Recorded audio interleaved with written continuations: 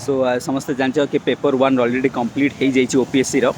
तो पेपर 1 रो जदि मु मोर सेल्फ एनालिसिस कहूँ कि पेपर 1 बहुत टफ था ओपीएससी दैट मीन्स जदि आम ओपीएससी देखा तो पेपर 1 टा जो बहुत ही टफ था दैट मीन्स आम कह लास्ट ईयर कंपेरेटिव प्लेटा टफ था।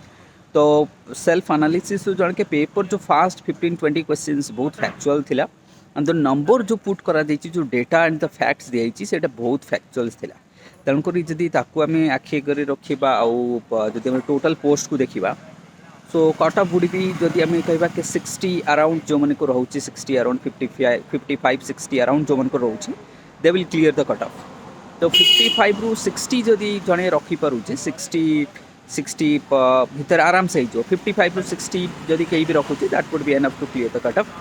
बाकी मु इवनिंग आज पेपर पूरा एनालिसिस करी पूरा पेपर को तार जो आंसर की सह एक्सप्लेनेशन पूरा देजी आज रात मु डिस्कस करदेवी यूट्यूब अपलोड करदेवी।